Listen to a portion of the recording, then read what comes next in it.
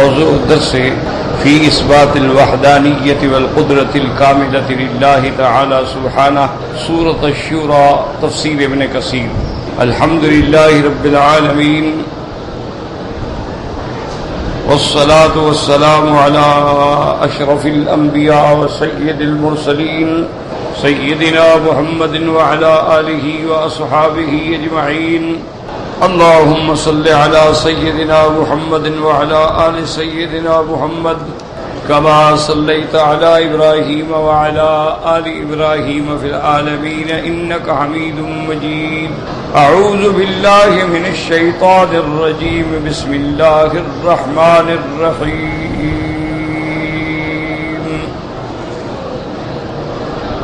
ومن آياته الجوار في البحر كالأعلام إن يشأ يسكن الريح فيظللن رواكد على ظهره إن في ذلك لآيات لكل صبار شكور۔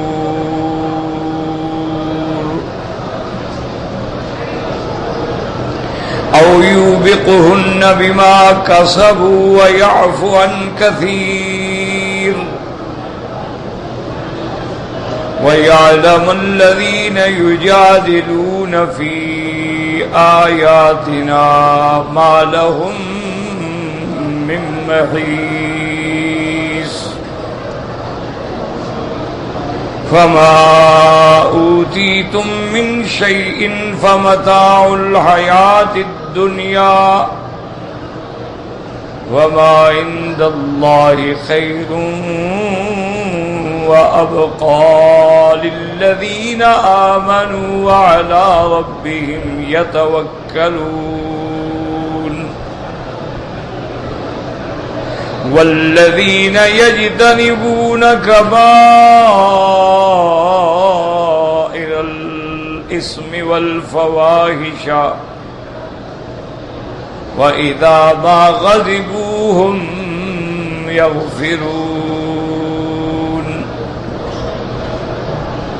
والذين استجابوا لربهم وأقاموا الصلاة وأمرهم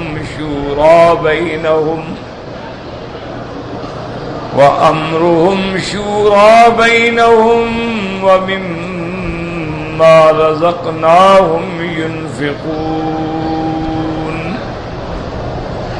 والذين إذا أصابهم البغي هم ينتصرون۔ اللہ تبارک و تعالی نے کلام مقدس کی ان آیات مبارکہ میں اپنی قدرت کاملہ کی نشانیاں بیان فرمائیں۔ جیسا آپ نے سابقہ آیات میں پڑھا ہے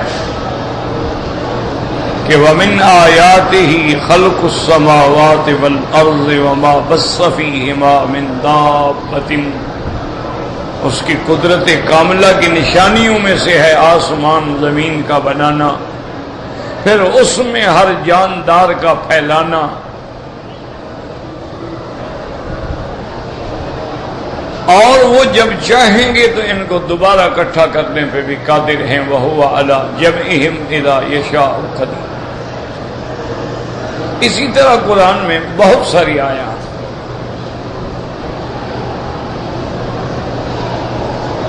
وَمِنْ آيَاتِهِ أَنْ خَلَقَ لَكُم مِّنْ أَنفُسِكُمْ أَزْوَاجًا لِتَسْكُنُوا إِلَيْهَا وَجَعَلَ بَيْنَكُم مَّوَدَّةً وَرَحْمَةً۔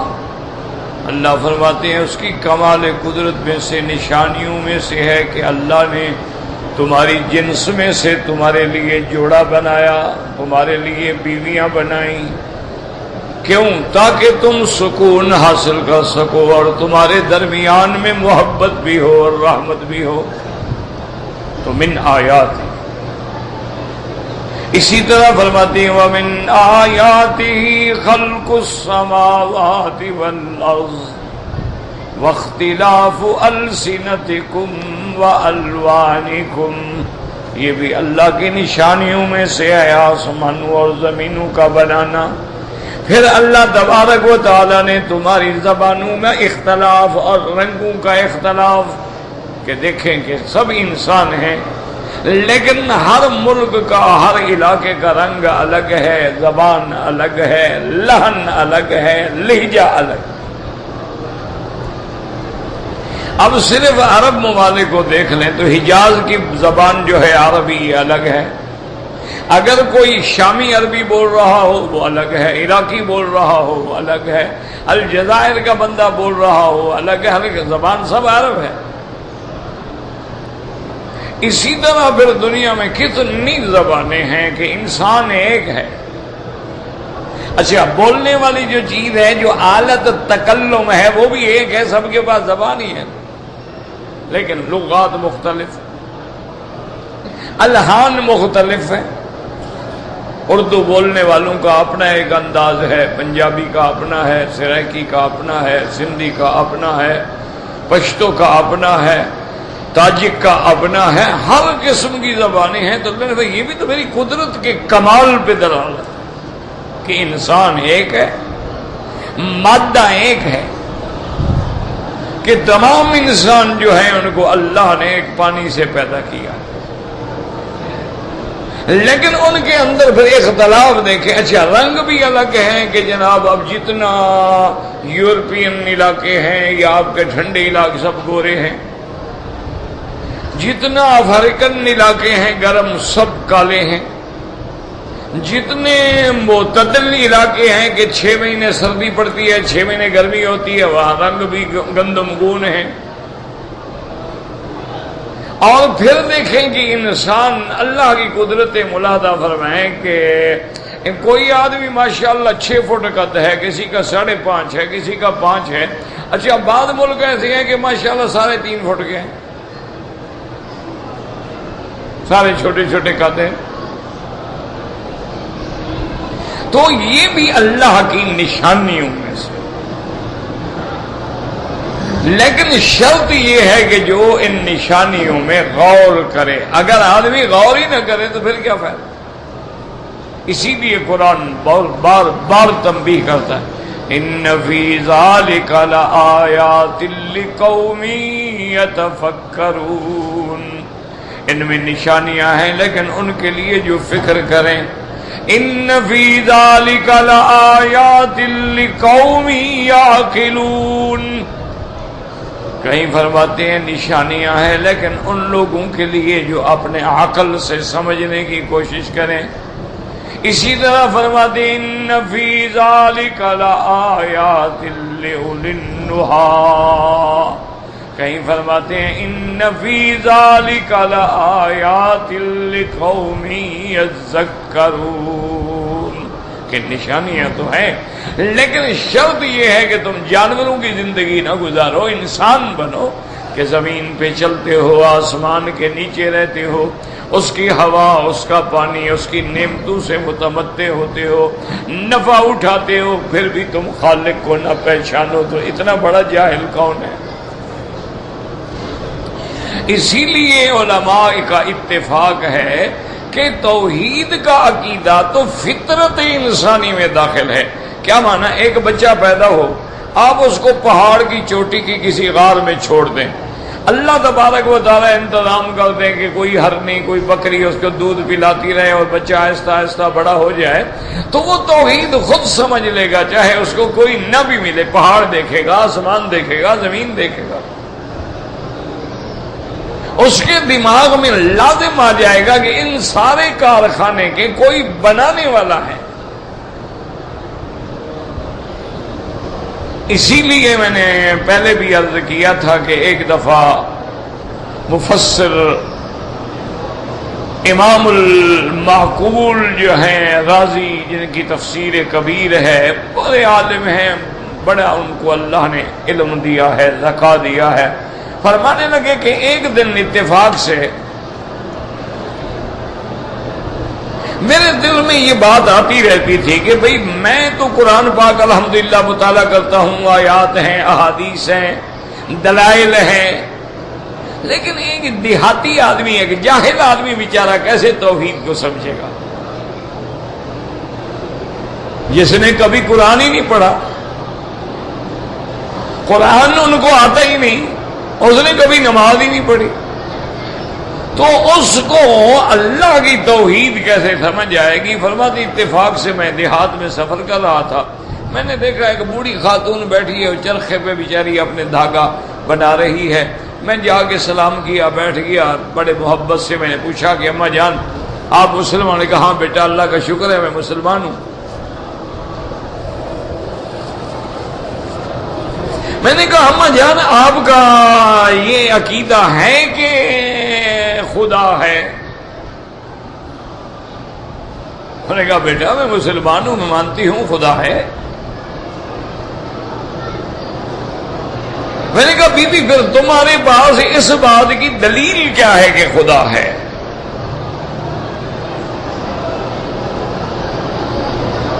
تو راضی رحمت اللہ علیہ فرماتے ہیں اس بوڑھی عورت نے میری طرف دیکھا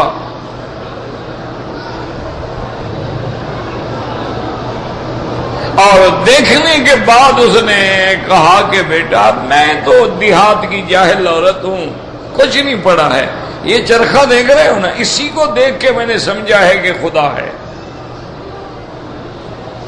مجھے کوئی مولوی نہیں ملا، عالم نہیں ملا، بس یہ چرخہ ہے نا، اس کو دیکھنے کے بعد میرے یقین ہے کہ اللہ ہے۔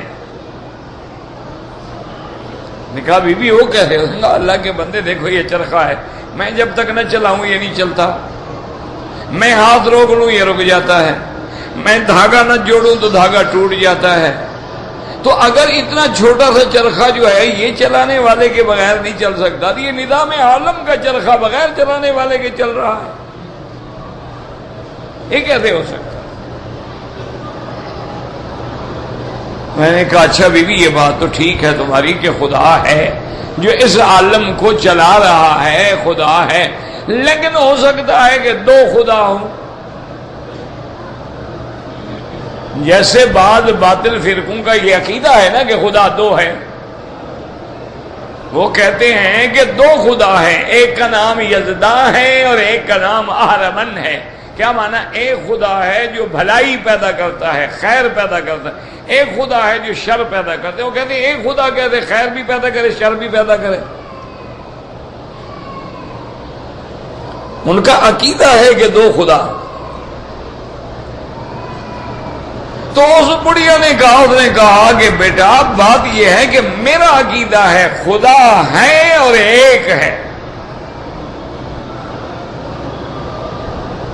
میں نے کہا بی بی اس پہ کیا دلیل ہے؟ کہا خدا کے بندے دیکھو یہ چرخہ ہے نا، اس کو میں یوں چلا رہی ہوں، اگر ہم دو عورتیں ایک ادھر بیٹھ جائے ایک ادھر بیٹھ جائے، وہ کہے نہیں یوں چلاؤ، میں کہوں نہیں یوں چلاؤ، نتیجہ کیا نکلے گا؟ کہ چرخہ ٹوٹ جائے گا۔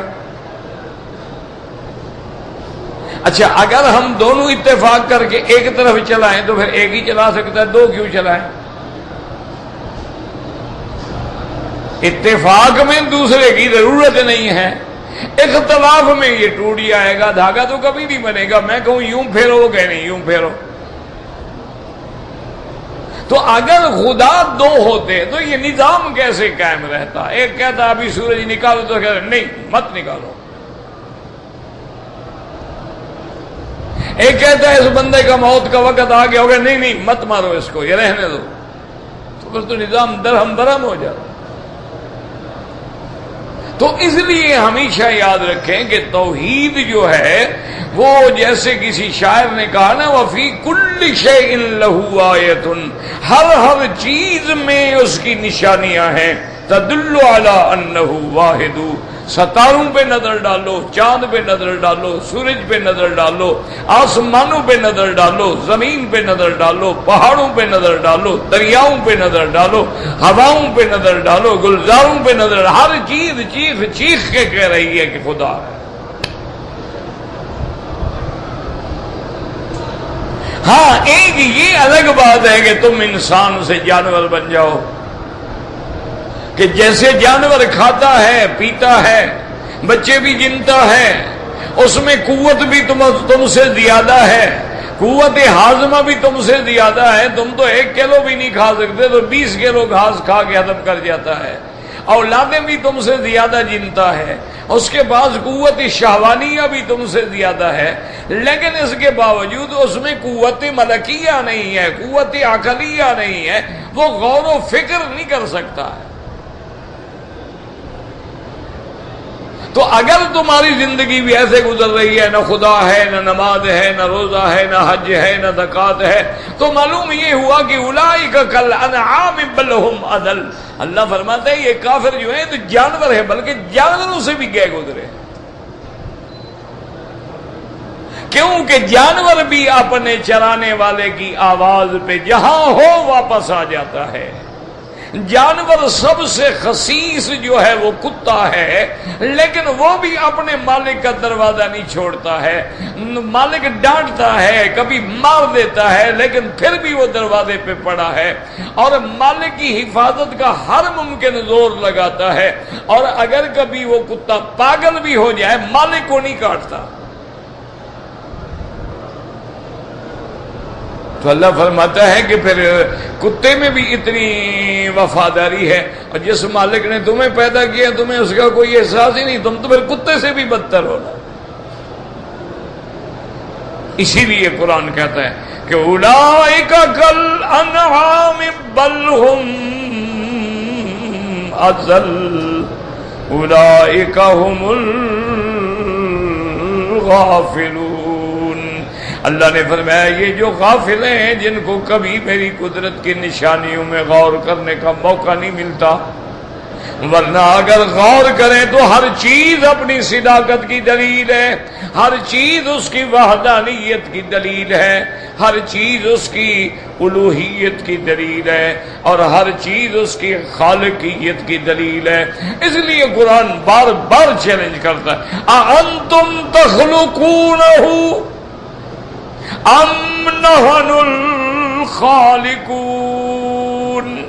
اللہ فرماتا ہے کیا ان چیزوں کو تم پیدا کرنے والے ہو کہ ہم پیدا کرنے والے ہیں؟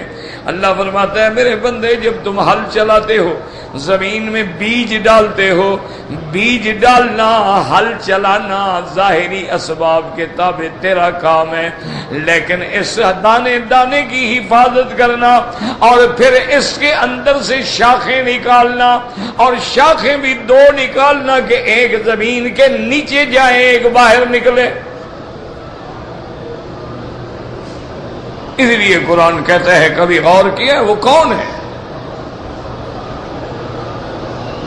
اَأَنْتُمْ تَزْرَعُونَهُ أَمْ نَحْنُ الزَّارِعُونَ۔ اللہ فرماتے ہیں میرے بندے تم نے کبھی غور کیا ہے کھجور کی اتنی گٹھلی ہوتی ہے چھوٹی سی، تم جا کے مٹی میں دفن کر دیتے ہو، اس سے کتنے لمبے لمبے 20 گز لمبے کھجوروں کے درخت میں پیدا کر دیتا ہو، تم نے تو ایک گٹھلی رکھی تھی نا۔ اس لیے قرآن تمہیں نشانیوں کی طرف بار بار بلاتا ہے کہ میری نشانیوں میں غور کرو۔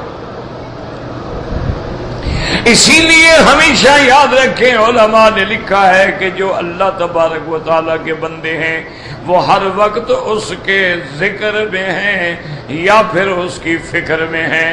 کیا معنی؟ یا ذکر ہے، قرآن ہے، نماز ہے، حدیث ہے، تلاوت ہے، یا پھر سوچ گئے ہیں اللہ کی قدرتوں کے کمالات۔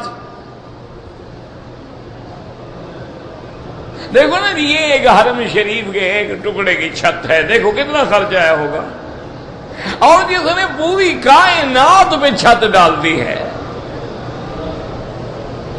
اور وہ چھت بھی ایسی محفوظ ڈالی ہے کہ جس کو ہزاروں سال گزر گئے آج تک کسی نہ ترمیم کی ضرورت ہے، نہ اس کی حفاظت کی ضرورت ہے، نہ اس کے پالش کرنے کی ضرورت ہے، وہ اپنے نظام پہ قائم ہے، اور جب اللہ حکم دیں گے تو ریزہ ریزہ ہو کر ٹوٹ جائے گا۔ اسی لیے یہ ساری آیات تم پڑھ رہے ہو لیکن شرط یہ ہے کہ قرآن میں غور کرو. بہت سارے لوگ ہیں قرآن پڑھتے ہیں, وہ حدیث پاک میں آتا ہے رب قاری القرآن یقرأ القرآن والقرآن یلعنہ, کہ بعض پڑھنے والے ایسے بھی ہوتے ہیں کہ قرآن پڑھ رہے ہوتے ہیں اور قرآن ان کو لعنت کر رہا ہوتا ہے. حدیث رسول اللہ ہے, یہ مولوی کی بات نہیں ہے کہ قرآن پڑھ رہا ہے. صحابہ حیران ہو گئے کہ یا رسول اللہ قرآن پڑھ رہا ہے, قرآن کیسے اس کو لعنت کرے؟ آپ نے فرمایا دیکھو قرآن میں آتا ہے کہ لعنت اللہ علی الظالمین, لعنت اللہ علی الکاذبین, جھوٹوں پہ اللہ کی لعنت. قرآن بھی پڑھ رہا ہے اور جھوٹ بھی بولتا ہے, تو قرآن لعنت کر رہا ہے کہ نہیں کر رہا ہے؟ قرآن کہتے ہیں ظلم کرنے والوں پہ اللہ کی لعنت ہے. یہ قرآن بھی پڑھ رہا ہے اور ظلم بھی کر رہا ہے.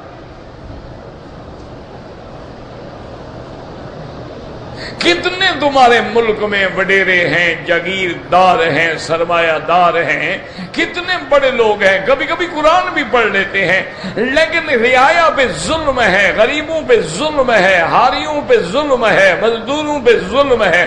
یعنی کام لینے کے لیے مزدوروں کو زنجیروں میں باندھا ہوا ہے, زنجیروں میں جکڑا ہوا ہے, اور کام نہ کرے تو اوپر سپروائزر ہیں, ملازم ہیں, مینیجر ہیں, جو کوڑے مار مار کے اس کی جان نکال دیتے ہیں.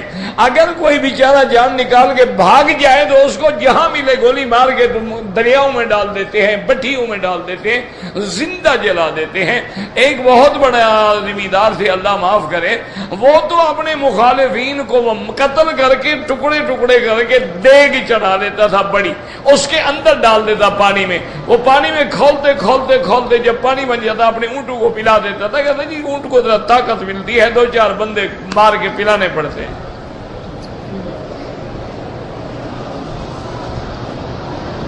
کتے رکھے ہوئے ہیں, بندوں پہ کتے چھوڑ دیتے ہیں, کتوں کو ریچھوں سے لڑاتے ہیں. یہ کیا ہے؟ یہ انسانوں کا کام ہے. اللہ نے اسی لیے تمہیں پیدا کیا تھا کہ دنیا میں جا کے ریچھ اور کتے لڑاؤ, مرغے لڑاؤ, بٹیرے لڑاؤ. اسی لیے خدا نے بنایا تھا تمہیں. اور ان پر پھر یہ ہے کہ لاکھوں روپے کی بازیاں لگتی ہیں. ایک کتا جو ہے 5 لاکھ 10 لاکھ 20 لاکھ میں آتا ہے, اور کتے پجیروں پہ بیٹھتے ہیں. اس کو نہانے کے لیے شیمپو بھی الگ ہے, کھلانے کے لیے غذا بھی الگ ہے, ڈاکٹر بھی موجود ہے کہ کہیں کتے کو نزلہ زکام نہ ہو جائے. اور غریب لوگ جو ہیں بیچارے, نہ پانی خالص ہے نہ غذا خالص ہے, وہ سارے کے سارے تقریباً 100 میں سے 80% آدمی جو ہے آپ کے ہیپاٹائٹس اے میں, بی میں, سی میں مبتلا ہے. گندا پانی ہے شہروں کے اندر, ادھر گٹر کا پانی ہے, ادھر تمہارا پانی ہے. نل لیک ہو گئے ہیں, سیوریج لیک ہو گئے, ایک دوسرے میں مل رہے ہیں, وہی مسلمان پی رہا ہے.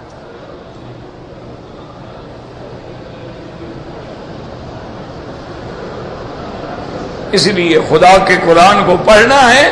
یاد رکھو وہ حضرت قاضی احسان مرحوم تھے, اللہ ان کی قبر پہ رحمتیں فرمائے, شوج آباد کے تھے. حضرت شاہ جی رحمت اللہ علیہ کے بڑے ساتھی بھی تھے, غلام بھی تھے. تو وہ کہتے تھے کہ بیٹا بات یہ ہے کہ ایمان ہو تو ابو بکر کا ہو, اور کفر ہو تو پھر ابو جہل کا ہو. یہ درمیان والا ایمان اللہ کو قبول نہیں ہے کہ آدھا بٹیر آدھا تیتر. وہ کہتے ہیں نہیں, مومن بننا ہے تو بن. یہ کوئی ایمان نہیں ہے کہ کعبے پہ کھڑے ہو تو یا رب البیت اللتی کاتک رکابنا و رکاب آبائنا, اور مزار پہ کھڑے ہو تو یا غوث العظم, یا شیخ معین الدین اجمیری, یا داتا. یہ منافق ہے, مسلمان ہے. جہاں جاؤ اسی کو پکار رہے ہو.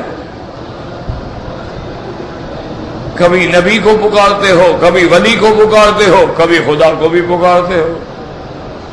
کوئی بہت زیادہ سمجھدار ہے تو وہ یہ کہہ دیتا ہے کہ جی اصل بات تو یہ ہے اور جی سب کچھ کرنے والا تو خدا ہے مولوی صاحب، ہم بھی مسلمان ہیں، ہم بھی کلمہ پڑھتے ہیں، ہم بھی توحید پہ ایمان ہے، سب کچھ خدا کرتا ہے، لیکن دیکھو نا جناب کسی بلڈنگ پہ جانا ہو تو سیڑھیوں کی تو ضرورت ہوتی ہے نا، کسی بادشاہ کے پاس جانا ہو تو کوئی نہ کوئی وزیر، کوئی نہ کوئی مشیر، کوئی نہ کوئی سفارشی تو چاہیے ہوتا ہے نا، تو ہم بھی تو ویسے ان کو اللہ کے لیے سیڑھیاں بنا رہے ہیں نا۔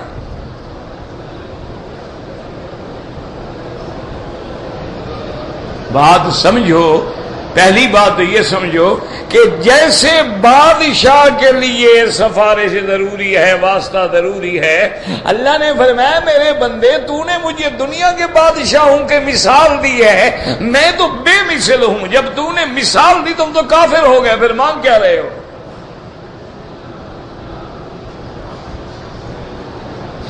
کیوں؟ اس کی ذات کیا ہے؟ لیس کمثلہ شیء، اس کی تو کوئی مثال ہی، کیسے مثال دے رہے ہو؟ اور فرمایا تم سیڑھیاں لگا کے جو بلڈنگ پہ چڑھ رہے ہو، وہ تو وہاں چڑھنے کی ضرورت ہوتی ہے جو بادشاہ دور بیٹھا ہو، میں تو تیری شاہ رگ سے بھی زیادہ قریب ہوں، کہاں سیڑھیاں لگاؤ گے؟ نحن اقرب الیہ من حبل الورید، میں تو تیری شاہ رگ سے بھی زیادہ قریب ہوں،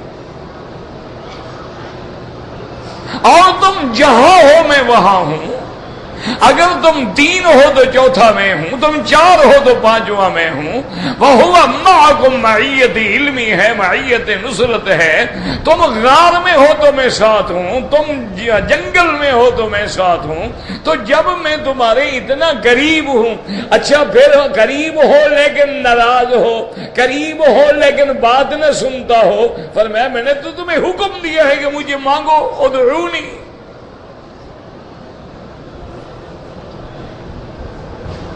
تو اس لیے خدا کے لیے اگر دنیا میں رہتے ہو، مسلمان بننا ہے، عمرہ کرنا ہے، صحیح معنی میں عمرہ کرو، کتابیں پڑھو، علماء سے سیکھو، عمرہ کرنے سے پہلے مکمل تیاری کرو کہ احرام کیا ہے، کہاں باندھنا ہے، میں نے لبیک کیسے پڑھنی ہے، میں نے مکے میں پہنچنے کے بعد طواف کرنا ہے، طواف میں نے کہاں سے شروع کرنا ہے، طواف میں نے کیا پڑھنا ہے، طواف کے بعد 2 رکعت واجب الطواف میں نے کہاں پڑھنی ہے، صفا کیسے، ہر چیز کو ایک چھوٹی سی کتاب عمرے کی لے لو، اس کو بار بار پڑھو، جو سمجھنا ہے نشانی لگا لو، عالم کے بعد جا کے سمجھ لو، عمرہ کرنا ہے تو انسانوں کی طرح کرو، سنت محمد مصطفیٰ کی طرح کرو۔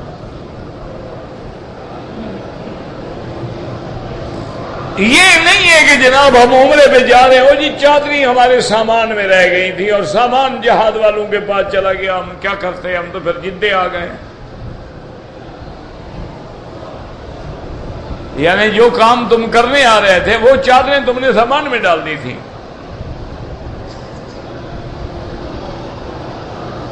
اب جناب ہم جناب وہ جدے سے آ گئے، پھر بڑے تھک گئے تھے، رات کے جاگے ہوئے تھے، پھر ہم نے احرام اتار دیا ہوٹل میں اور جناب اپنا سلیپنگ گاؤن پہن کے سو گئے، صبح کو جناب پھر ہم نے دوبارہ غسل کیا اور پھر مسجد عائشہ سے جا کے عمرہ باندھا۔ او شریف آدمی، تمہارا تو عمرہ برباد ہو گیا۔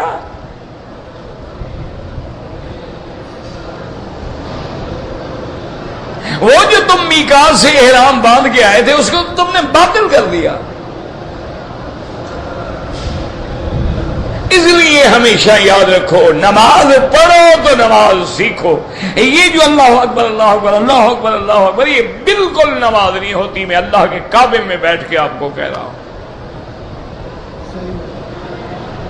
حضور کے سامنے ایک صحابی نے جلدی جلدی نماز پڑھی، آ کے حضور کو سلام کیا، آپ نے فرمایا ارجع فصلی فانک لم تصلی، لوٹ جاؤ پھر نماز پڑھو، تم نے نماز نہیں پڑھی۔ وہ بیچارہ گیا پھر نماز پڑھی، نماز پڑھ کے پھر آ گیا، اب نے فرمایا ارجع فصلی فانک لم تصلی، جاؤ پھر پڑھو، تم نے نماز نہیں پڑھی۔ وہ تیسرے دفعہ گیا، آخر چوتھے دفعہ اس نے عرض کیا حضور میں تو ساری زندگی اسی طرح پڑھتا ہوں، آپ نے فرمایا تو نماز پڑھی ہی نہیں تم نے۔ نے فرمایا اللہ کے بندے جب رکوع میں جاتے ہو تو آرام سے رکوع کرو، تمہاری ہڈی سیدھی ہو جائے، اور کم از کم 3 دفعہ سبحان ربی العظیم، سبحان ربی العظیم، سبحان ربی العظیم، کم از کم 3 دفعہ، ورنہ 7 دفعہ، 9 دفعہ، 11 دفعہ، 21 دفعہ بھی کہہ سکتے ہو۔ پھر جب کھڑے ہو تو سمع اللہ لمن حمدہ، ربنا لک الحمد حمدا کثیرا طیبا مبارکا کما یحب ربنا ویرضی۔ تمہاری ہڈی، پھر تم آرام سے سجدے میں جاؤ اور اپنے ہاتھ زمین پہ نہ پھیلاؤ، بلکہ اپنے ہاتھ اٹھا کے آرام سے سجدہ کرو، اسی حتی تطمئن ساجدا۔ آپ نے فرمایا ہر جوڑ اپنے اپنے مقام پہ آ جائے، انتہائی اطمینان سے سجدہ کرو، پھر سجدے سے اٹھ کے آرام سے بیٹھو، رب اغفر لی وارحمنی وارزقنی واہدنی واعف عنی، پھر دوبارہ سجدہ کرو۔ اگر تم اس طرح آرام سے نماز نہیں پڑھو گے تو نماز پڑھنے کا فائدہ ہی کوئی نہیں۔ آپ نے فرمایا تم ایسے نماز پڑھتی ہو جیسے مرغا دانے چگتا ہے، یہ کون سی نماز ہے؟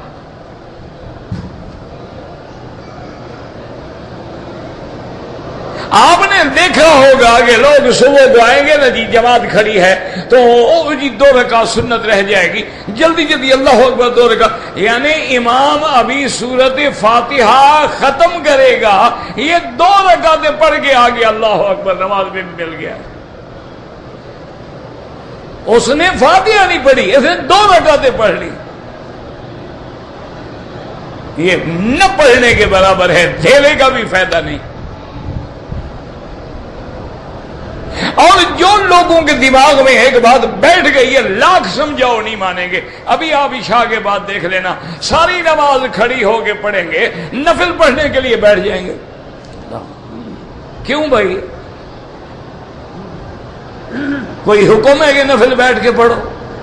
اجر القائد نصف اجر القائم، اگر بیٹھ کے پڑھو گے تمہارا ثواب آدھا ہو جائے گا۔ بغیر عذر کے بیٹھ کے نماز پڑھنا کہاں لکھا ہوا ہے؟ جب ساری نماز تم نے کھڑے ہو کے پڑھی ہے تو یہ 2 رکعت کیوں بیٹھ کے پڑھ رہے ہو؟ بات کہہ دیتے ہیں حضور نے ساری زندگی کھڑے ہو کے نماز پڑھی ہے، آخری عمر میں لما بدن رسول اللہ صلی اللہ علیہ وسلم، جب سرکار دو عالم کا وزن بھاری ہو گیا اور نماز میں کھڑے کھڑے پاؤں پہ ورم آ جاتی تھی تو پھر حضور کبھی بیٹھ جاتے تھے۔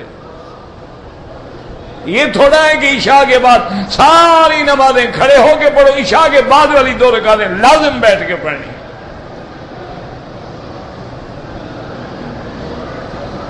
اور یاد رکھو کہ جب امام کہتا ہے السلام علیکم ورحمۃ اللہ، حاجی صاحب تو حجر اسود پہ پہنچ گیا ہوتا ہے، نماز تو برباد ہوگی، ختم ہوگی، السلام علیکم دوبارہ پڑھو۔ امام سے جو سبقت کر گیا نماز باطل۔ اور امام کو سلام تو مکمل کرنے دو، پھر کہو السلام علیکم۔ ابھی امام نے السلام علیکم حجر اسود پہ پہنچا ہوا ہے۔ اس عمرے کا میرا عزیز یاد رکھو، دھیلے کا فائدہ نہیں، نہ پیسہ خرچ کرو، نہ وقت ضائع کرو، کوئی فائدہ نہیں۔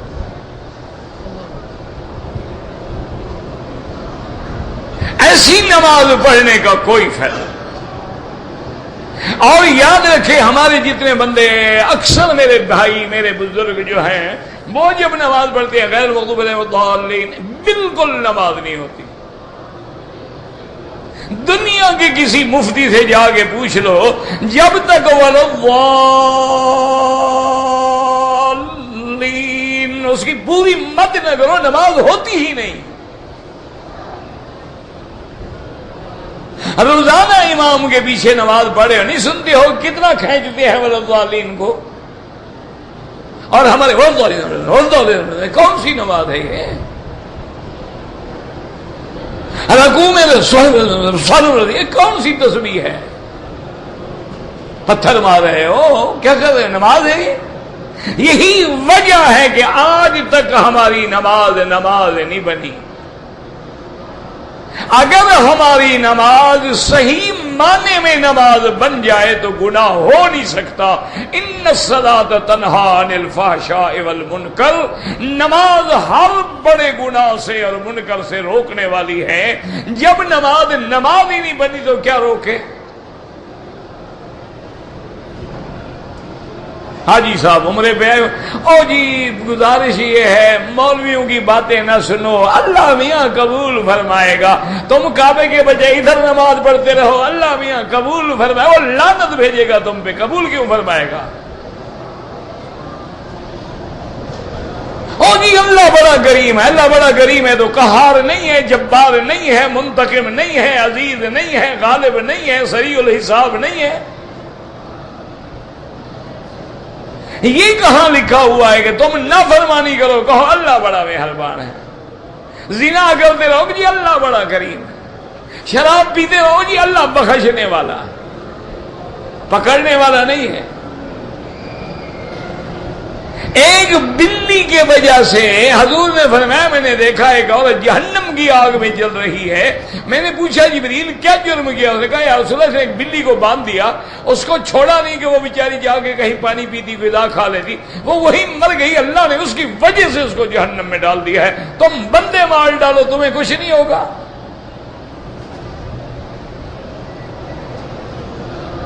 اس لیے خدا کے لیے قرآن پڑھو، 4 آیتیں پڑھو لیکن قرآن صحیح پڑھو اور غور کرو. رکعتیں تہجد میں صرف 2 رکعت پڑھ لو لیکن انسانوں کی طرح پڑھو. 8 رکعت نہیں پڑھ سکتے کوئی حال نہیں، 2 رکعت پڑھ لو. 10 طواف نہ کرو لوگوں کو دکھانے کے لیے. میں جناب روزانہ 10 طواف کرتا ہوں. کہ شریف آدمی نے تم سے پوچھا ہے؟ ریا کیا، نماز دعا عمل باطل کرتے ہو، اللہ قبول فرمائے کہ لوگوں کو بتانے کے لیے دکھانے کے لیے کرتے ہو. ایک طواف کرو لیکن انسانوں کی طرح سنت کے مطابق کہ حجر اسود سے شروع ہو، نظر نیچے ہو، تیرے 7 چکر ختم ہو جائیں، کسی غیر محرم عورت پہ نظر نہ پڑے، پھر سمجھو میرا طواف ہو گیا ہے. اگر سارے طواف میں یہی غور کرے یار ماشاءاللہ قد تو بڑا لمبا ہے، لڑکی لگتی بڑی خوبصورت ہے، پاؤں بھی چمک رہے ہیں، کپڑا بھی ٹھیک ہے، ٹانگیں بھی نظر آ رہی ہیں، پھر طواف نہیں ہے، اللہ کے عذاب کو دعوت دے رہے ہیں. پھر تمہاری مرضی ہے، باقی ہم تو چیختے رہیں گے، کہتے رہیں. اس لیے اللہ فرماتے ہیں وَمِنْ آيَاتِهِ الْجَوَارِ فِي الْبَحْرِ کَالْأَعْلَامِ. اللہ فرماتے ہیں میرے بندے میری نشانیوں میں سے ہے یہ کشتیاں دیکھو سمندر میں جو پہاڑوں کی طرح کھڑی ہیں، بڑی بڑی کشتیاں ہیں. اور پہلے زمانے میں بادبانی کشتیاں تھیں جن کے ساتھ کپڑے لگائے جاتے تھے، ہوا کے زور پہ چلنے والی. فرمایا یشاء یسکن الریح فیظللن رواکد علی ظہرہ. اگر ہم چاہیں ہوا کو روک دیں اور یہ پانی کی سطح پہ کھڑی رہیں، میری مرضی، میرا حکم ہوتا ہے تو چلیں گی. اب آپ کہیں کہ آج کل تو مشینوں سے چلتی ہیں، ان مشینوں کو چلانے والا بھی تو انسان ہے اور انسان کو بنانے والا اللہ تبارک و تعالی ہے. اگر وہ چاہے تیرے بنانے والے کو پاگل کر دے تو کیسے چلے گا؟ ہوائی جہاز اڑانے والا بندہ ہے، اللہ چاہے دماغ اس کا چھین لے، نظر چھین لے تو انجام کیا ہوگا؟ اس لیے یہ اس دور کی بات ہے کہ اس زمانے میں جو کشتیاں تھیں وہ ہواؤں پہ چلتی تھیں. اللہ نے فرمایا ظالمو اگر ہم چاہیں ہوا روک دیں، یشاء یسکن الریح فیظللن رواکد علی ظہرہ ان فی ذلک لآیات لکل صبار شکور. اس میں نشانیاں ہیں، پانی پیدا کیا، دریا پیدا کیے، تمہیں کشتی بنانا سکھایا، تمہیں چلانا سکھایا، پھر تیرے کشتیوں کے لیے میں نے ہوا چلائی، یہ اس میں نشانیاں ہیں۔ لیکن ہر اس بندے کے لیے صبار، جو ہر مصیبت پہ صبر کرنے والا اور ہر نعمت پہ اللہ کا شکر کرنے والا ہے۔ اگر نہ شکرہ ہے، بے صبرہ ہے، تو اس کے لیے کیا نشانی ہے؟ ان فی ذالک لآیات لکل صبار شکور او یوبکہن بما کسبوا، یا ہم ہوا بھیج کے تمہیں ہلاک کر ڈالے بسبب تیرے گناہوں کے۔ یہ تو میری شان ہے کہ میں بہت تیری غلطیوں سے درگزر کر دیتا ہوں۔ وَيَعْلَمَ الَّذِينَ يُجَادِلُونَ فِي آيَاتِنَا مَا لَهُم مِّن مَّحِيصٍ۔ اللہ نے فرمایا وہ جانتے ہیں جو میری آیات میں جھگڑتے ہیں، جو قرآن کی مخالفت کرتے ہیں، جو میرے احکام پہ اعتراض کرتے ہیں۔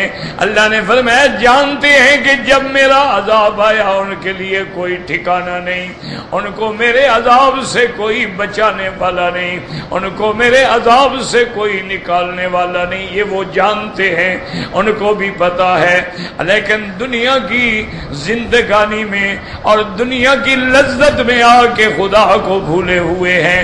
فما اوتیتم من شیء، اور جو کچھ تم کو ملا ہے، فمتاع الحیات الدنیا، یہ زندگانی دنیا میں نفع اٹھانے کی چند روزہ بات ہے۔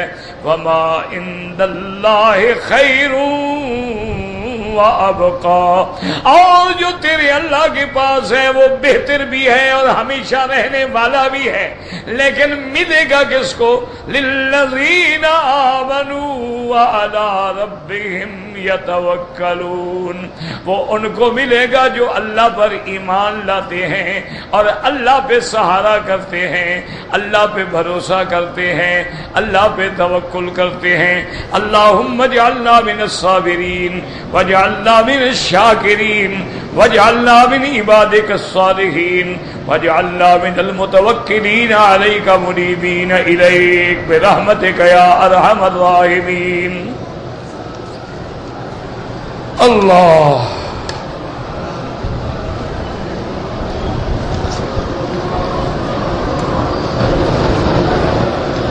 نمازی کے آگے گزرنا بہت بڑا گناہ ہے۔ حضور نے فرمایا یعنی کوئی 40 سال انتظار کر لے لیکن نہ گزرے، مجبوراً حرم میں گزرنا پڑے، سجدے کی جگہ سے آگے گزرو۔ اگر مرد نماز پڑھیں، عورتیں بھی قریب نماز پڑھتی، کوئی اثر نہیں ہوتا، لیکن اگر ایک نماز ہے، جیسے ہم عشاء کی نماز پڑھیں، اب اگر عورت آگے ہے یا محاذات میں ہے تو امام ابو حنیفہ رحمۃ اللہ علیہ کے نزدیک نماز باطل ہو جاتی۔ عورتیں نماز جنازہ اگر مسجد میں موجود ہیں تو پڑھ سکتی ہیں، جنازہ پڑھنے کے لیے گھر سے آنا منع ہے۔ یہ معنی نہیں کہ اگر حرم میں بیٹھی ہو پھر بھی نماز نہ پڑھے۔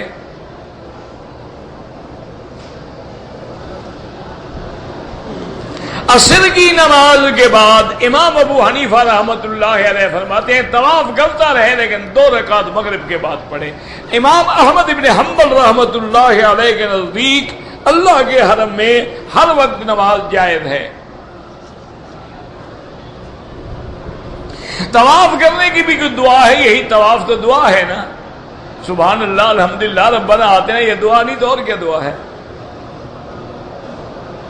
مطاف کی جگہ جو ہے مسجد کے حکم میں، سارا مکہ مسجد کے حکم میں ہے۔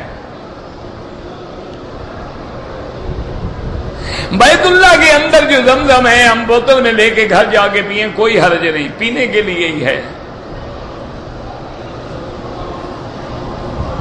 عمرے کے لیے ہم رات کو مکے پہنچے تھے، پھر سو گئے، تھک گئے تھے، پتہ نہیں نیند میں کپڑا منہ پہ، جب پتہ ہی نہیں تو مجھ پوچھنے کی ضرورت نہیں، تمہارا جرم ہی نہیں۔ جب آدمی نیند میں اس کو پتہ ہی نہیں، اس پر کیا جرم ہے؟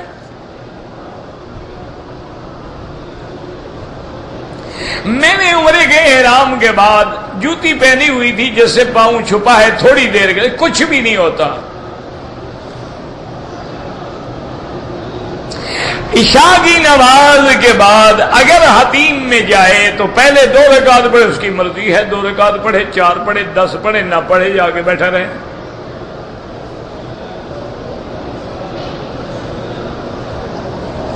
اللہ کسے ڈرتا ہے اللہ ہدایت دیتا ہے. اللہ کے لیے خروج کرتا ہے، پتہ نہیں کیا خروج کرتا ہے.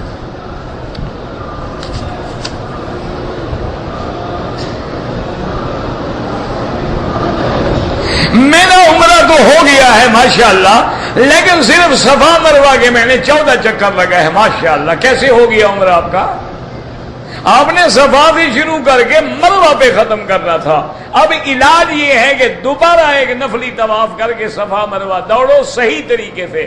صفا سے شروع کرو، مروہ پہ ختم کرو، اور نیت یہ کرو کہ اللہ جو میں نے غلطی کی ہے اس کی اصلاح کر رہا ہوں، ورنہ دم دینی ہوگی. مسلمان تکلیف میں کیوں ہے؟ مسلمان جو ہے، مسلمان ہوگا تکلیف تو ہوگی. حسب الناس ان یترکوا ان یقولوا آمنا وهم لا یفتنون. کیا تم خیال کرتے ہو ایمان لاؤ گے تمہیں رگڑا نہیں لگے گا؟ رگڑا تو لگے گا.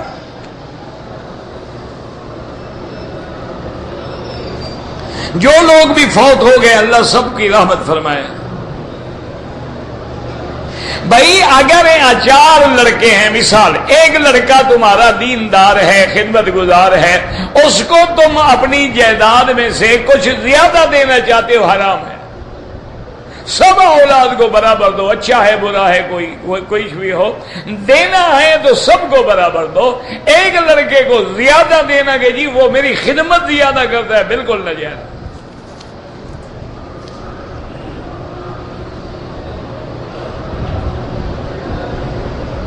اذان کے وقت طواف شروع کر دیا ہے، لوگ نفل نماز پڑھتے رہیں، آپ کر رہے ہیں. جب تکبیر کا وقت آئے روک دے.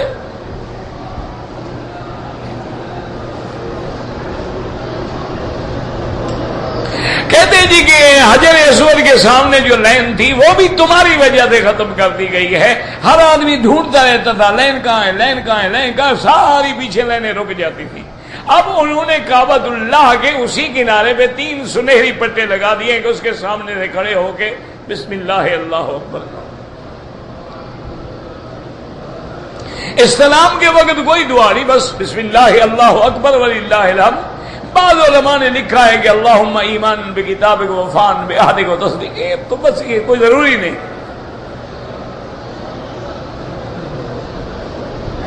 وَلَوْ أَنَّهُمْ إِذْ ظَلَمُوا أَنفُسَهُمْ، یہ حضور کی زندگی میں آیت نازل ہوئی ہے اور اسی وقت زندگی میں حکم تھا. ورنہ جب بی بی عائشہ اور حضرت علی کا جھگڑا تھا تو حضور کے پاس جا کے فیصلہ کرا لیتے.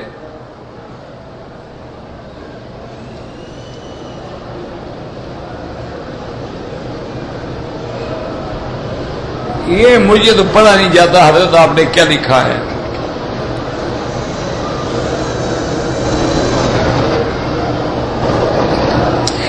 تین عورتیں اور ایک مرد آئے تھے احرام میں، دوران طواف عورتیں گم ہو گئیں. مرد نے پریشانی میں 3 بجے ماں خواتین لا علمی احرام کھول دیا. ماشاءاللہ دم بھی پڑ گئی، عمرہ بھی قضا کرو. پریشانی میں تمہیں احرام کھول کے پریشانی ٹل گئی. کیا بے وقوفی ہے. مسجد کا سامان جو ہے وہ مسجد کا کیا سامان ہے؟ مقصد قالین ہے، کیا ہے؟ اگر وہ کوئی چیز وہاں کولر ہے رکھا ہے، سب پانی پی سکتے ہیں. یہ نہیں ہے مسجد کا سامان کہ مولوی لے جائے، لوگ قالین بچھائے اور روز گھر لے جائے. وہ مسجد کا ہے، مولوی کا نہیں ہے.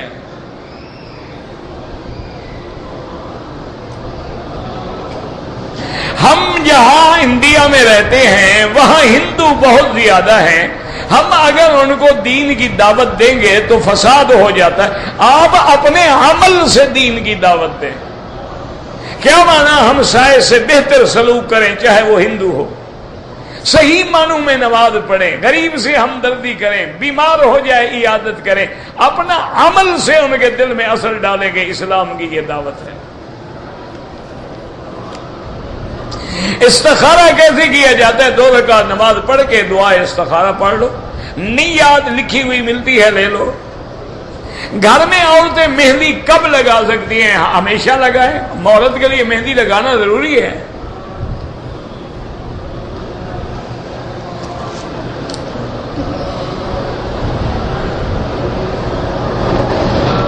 میری والدہ نے ایک لڑکی سے میری منگنی کر دی ہے، میری والدہ راضی ہے، دوسرے بہن بھائی راضی نہیں۔ اصل بات بتاؤ، تم راضی ہو گے نہیں؟ تم راضی ہو تو ٹھیک ہے، نکاح کرو، باقی بہن بھائی کا کیا مسئلہ ہے؟ شادی تم نے کرنی ہے، زندگی تم نے گزارنی ہے، راضی وہ ہوں۔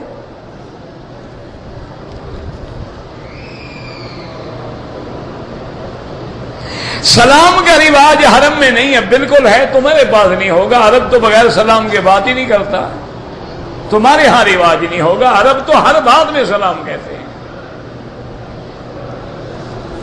نمازی کے آگے گزرنا پڑے تو سجدے کی جگہ سے دور گزرے۔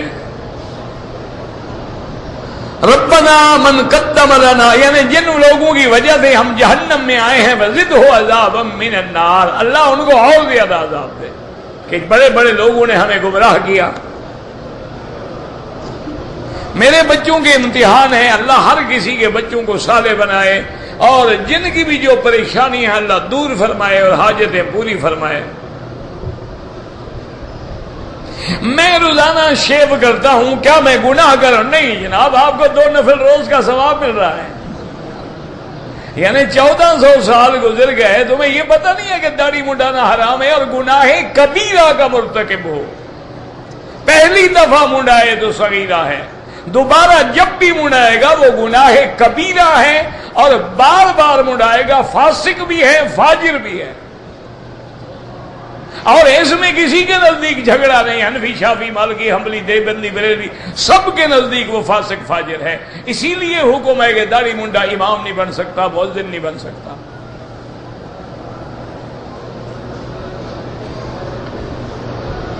اگر ایک آدمی نے بھول کے صابن سے چہرہ دھو لیا، بہرحال 2-4 ریال صدقہ کر دو، خیرات کر دو۔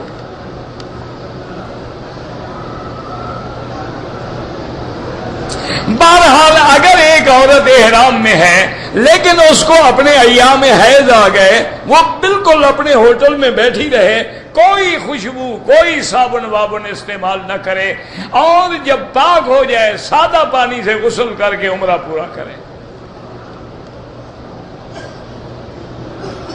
اگر ہم جدے اپنے کسی کام کے لیے یا دوستوں کے پاس جاتے ہیں، جدے سے احرام باندھنا کوئی ضروری نہیں۔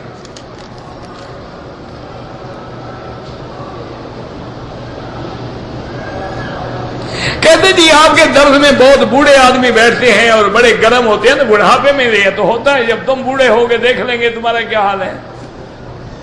وہ بھائی جب بندہ بوڑھا ہو جاتا ہے تو عقل ڈھیلی ہو جاتی ہے نا، اس میں کیا ہے؟ پرزے لوہا بھی ڈھیلا ہو جاتا ہے، یہ تو بندے ہیں بیچارے۔ من نعمرہ ننکسہ فی الخلق، جوں جوں بندہ بڑا ہوتا جاتا ہے اخلاق عادات پھر بچوں کی طرح ہوتے جاتے ہیں۔ مسواک وضو کرنے سے پہلے کریں، بالکل وضو کر، جب آپ کرتے ہیں مسواک کریں پھر وضو کریں۔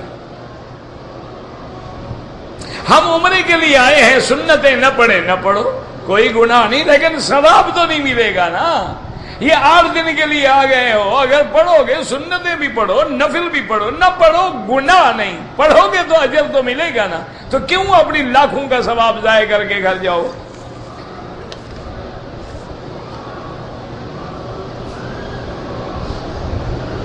میں نے ایک عمرہ کیا تھا، اس میں تو بال کاٹے تھے، دوسرا عمرہ کیا تو میں نے ناخن اور بال، ناخن تو نہیں کاٹنے ہوتے عمرے میں، عمرے کے بعد بال کاٹنے ہوتے ہیں۔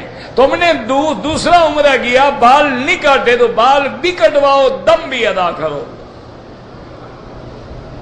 دوران طواف اگر نماز جنازہ کھڑی ہو جائے، پڑھنا چاہو پڑھ لو، نہ پڑھو تو گناہ نہیں، کیونکہ فرض کفایہ ہے اور لوگ پڑھ رہے ہیں۔ اگر عشاء کی نماز کے بعد طواف کیا ہے، پہلے طواف کے 2 رکعت پڑھو، بعد میں سنتیں اور اپنی نماز پوری کرو۔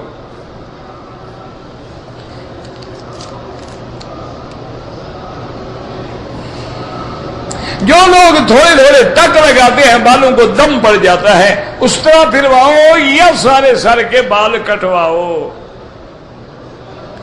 اللہ کے قرآن کو پڑھنے سے بسم اللہ پڑھی جاتی ہے، سورت توبہ میں نہیں پڑھی جاتی، یہ آپ کو غلط فہمی ہے۔ آپ وہاں بھی پڑھ سکتے ہیں، وہ تو انفال اور توبہ کے بارے میں صحابہ میں اختلاف ہو گیا کہ ایک سورت ہے یا دو ہے، اس لیے درمیان میں فاصلہ نہیں رکھا۔ یہ تو نہیں ہے کہ تم نہ پڑھو۔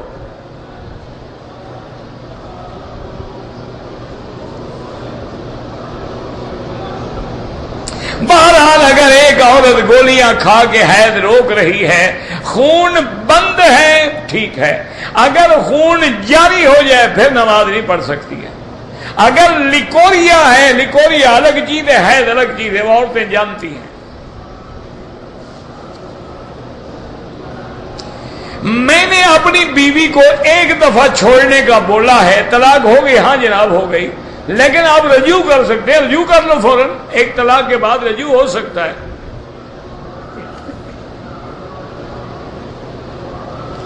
کسی آدمی کے پاس مسجد عائشہ یا جیرانہ جانے کا پیسہ نہیں ہے، وہ عمرے کا ثواب حاصل کرنا چاہے، بڑا آسان ہے، فجر کی نماز پڑھ کے حرم میں بیٹھے رہو، قرآن پڑھو، کسی سے بات نہ کرو دنیاوی، جب سورج نکل کے اونچا ہو جائے 4 رکعت نماز پڑھ لو، پورے عمرے کا ثواب ہے۔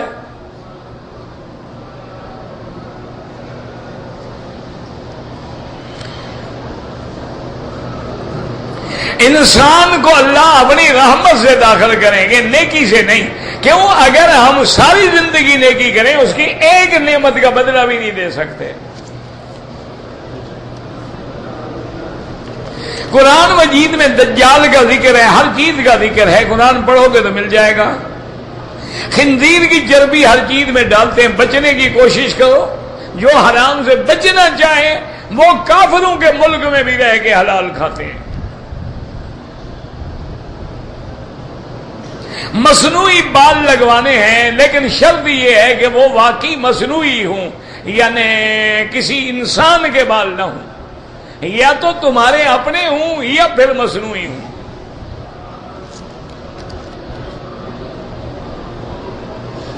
عمرے کے طواف میں طواف کے بعد فوراً صفا کریں، ہاں افضل یہی ہے کہ طواف ختم کر کے صفا کریں، لیکن اگر تھک گئے، بیٹھ گئے، 2 گھنٹے ریسٹ کر لیا پھر گئے، کوئی حرج نہیں۔ طواف کے 4 چکر کر لیے تھے، نماز کھڑی ہو گئی، نماز مکمل کریں، پھر جہاں سے چھوڑا ہے باقی چکر پورے کریں۔ اگر ایک عورت نے عمرہ کیا ہے، طواف کر لیا، صفا مروہ دوڑ لی، تو کیا وہ اپنے بال اپنے ہاتھ سے کاٹ سکتی ہے؟ بالکل کاٹ سکتی ہے۔ رکن یمانی پہ حضور نے ہاتھ لگایا، سنت ہے، اور وہاں اللہ کے فرشتے ہیں، جب بندہ کہتا ہے وہاں بسم اللہ اللہ اکبر اللہم انی اسألک العفو والعافیہ ربنا آتنا، تو فرشتے کہتے ہیں اللہ اس بندے کی دعا قبول فرما۔ یار اس سے بڑی کوئی اہمیت ہے کہ جہاں حضور نے ہاتھ لگایا ہو؟ یہ تو وہی سوال ہے، میں نے بتا دیا۔ عورتوں کو سجدہ مردوں کی طرح کرنا چاہیے، افضل یہ ہے کہ ٹانگیں ایک طرف نکال کے، جتنا وہ زمین کے زیادہ قریب ہوگی زیادہ ثواب ہوگا۔ کتا وفادار ہے لیکن رکھنے کے لیے منع کیا گیا، اس لیے نجس بھی تو ہے نا، پلید بھی تو ہے نا، ضرورت کے لیے، پہرے کے لیے، جانوروں کی حفاظت کے لیے رکھ سکتے ہو۔ یہ تو معنی نہیں ہوتا کہ جو وفادار ہو اس کو حلال بھی کر لیا جائے جائے جائے جائے جائے جائے جائے جائے جائے جائے جائے